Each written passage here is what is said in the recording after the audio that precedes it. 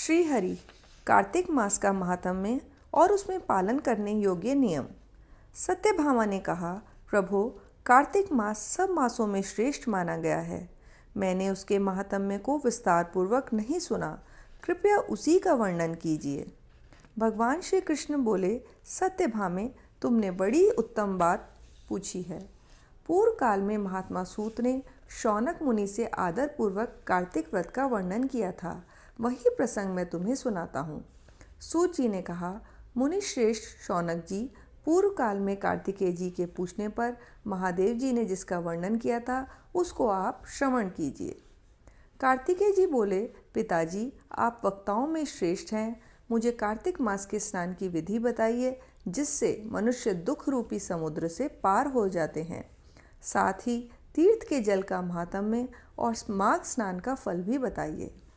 महादेव जी ने कहा, एक और संपूर्ण तीर्थ, समस्त दान, दक्षिणाओं सहित यज्ञ, पुष्कर, कुरुक्षेत्र, हिमालय, अक्रूर तीर्थ, काशी और शुकर क्षेत्र में निवास तथा दूसरी ओर केवल कार्तिक मास हो तो वही भगवान केशव को सर्वदा प्रिय है।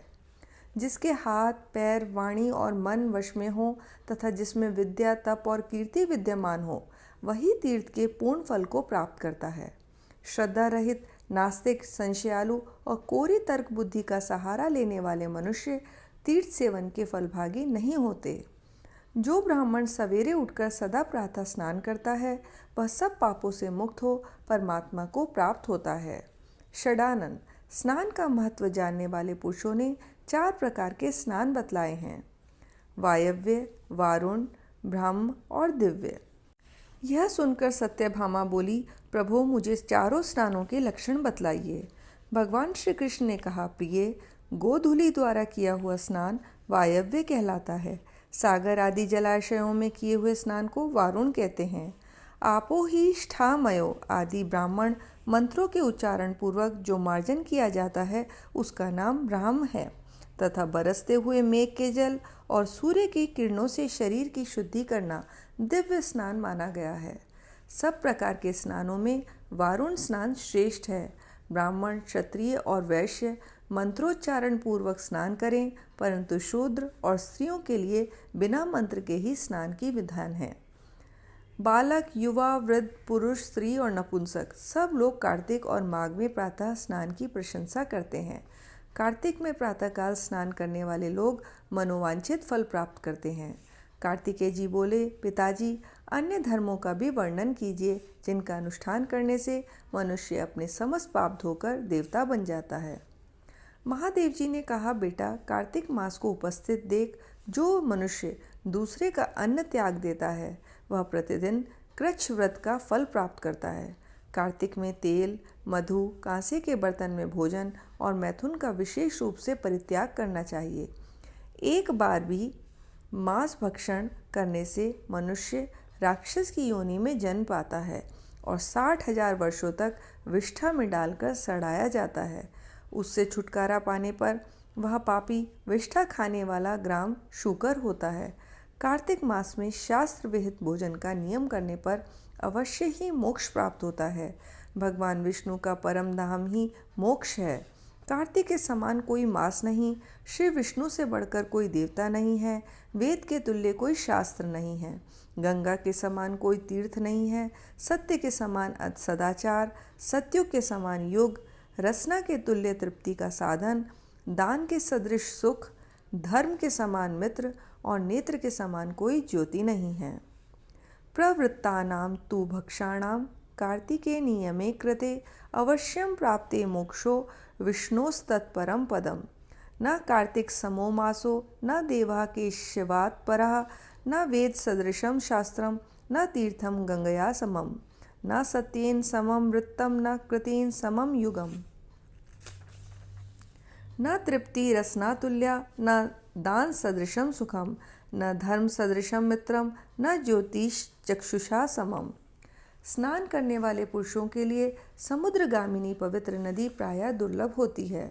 कुल के अनुरूप उत्तम शील वाली कन्या, कुलीन और शीलवान दंपति, जन्मदायिनी माता, विशेषतः पिता, साधु, पुरुषों के सम्मान का अवसर, धार्मिक पुत्र, द्वारका निवास, भगवान श्री कृष्ण का दर्शन, गोमती का स्नान और कार्तिक का व्रत, ये सब मनुष्य के लिए प्रायः दुर्लभ हैं। चंद्रमा और सूर्य के ग्रहण काल में ब्राह्मणों को पृथ्वी दान करने से जिस फल की प्राप्ति होती है, वह कार्तिक में भूमि पर शयन करने वाले पुरुष को स्वतः प्राप्त हो जाता है।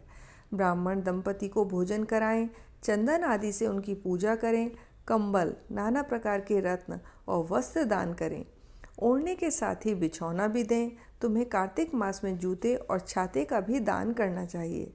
कार्तिक मास में जो मनुष्य प्रतिदिन पत्तल में भोजन करता है, वह 14 इंद्रों की आयु पर्यंत कभी दुर्गति में नहीं पड़ता। उसे संपूर्ण कामनाओं तथा समस्त तीर्थों का फल प्राप्त होता है। पलाश के पत्ते पर भोजन करने से मनुष्य कभी नरक नहीं देखता, किंतु वह पलाश के निचले पत्र का अवश्य त्याग कर दे। कार्तिक में तिल का दान, नदी का स्नान, सदा साधु पुरुषों का सेवन और पलाश के पत्तों में भोजन सदा मोक्ष देने वाला है। और कार्तिक के महीने में मौन व्रत का पालन, पलाश के पत्ते में भोजन, तिल मिश्रित जल से स्नान, निरंतर क्षमा का आश्रय और पृथ्वी पर शयन करने वाला पुरुष युग युग के उपार्जित पापों का नाश कर डालता है। जो कार्तिक मास में भगवान विष्णु के समान उषा काल तक जागरण करता है, उसे सहस्त्र गोदानों का फल मिलता है। पितृपक्ष में अन्नदान करने से तथा ज्येष्ठ और आषाढ़ मास में जल देने से मनुष्यों को जो फल मिलता है, वह कार्तिक में दूसरों का दीपक जलाने मात्र से प्राप्त हो जाता है।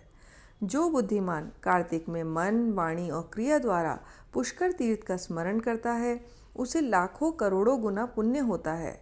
माघ मास में प्रयाग, कार्तिक में पुष्कर और वैशाख मास में अवंतीपुरी, उज्जैन, ये एक युग तक उपार्जित किए हुए पापों का नाश कर डालते हैं।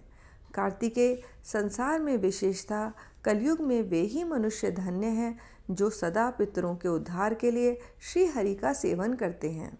बेटा, बहुत से पिंड देने और गया में श्राद्ध आदि करने की क्या आवश्यकता है? वे मनुष्य तो हरि भजन के ही प्रभाव से पितरों का नरक से उद्धार कर देते हैं। यदि पितरों के उद्देश्य से दूध आदि के द्वारा भगवान विष्णु को स्नान कराया जाए, तो वे पितर स्वर्ग में पहुंचकर कोटि कल्पों तक देवताओं के साथ निवास करते हैं। जो कमल के एक फूल से भी देवेश्वर भगवान लक्ष्मीपति का पूजन करता है, वह 1 करोड़ वर्ष तक के पापों का नाश कर देता है। देवताओं के स्वामी भगवान विष्णु कमल के एक पुष्प से पूजित और अभिवंदित होने पर 1700 अपराध क्षमा कर देते हैं। षडानन, जो मुख में, मस्तक पर तथा शरीर में भगवान की प्रसाद भूता तुलसी को प्रसन्नतापूर्वक धारण करता है, उसे कलयुग नहीं छूता। भगवान विष्णु को निवेदन किए हुए प्रसाद से जिसके शरीर का स्पर्श होता है, उसके पाप और व्याधियां नष्ट हो जाती हैं।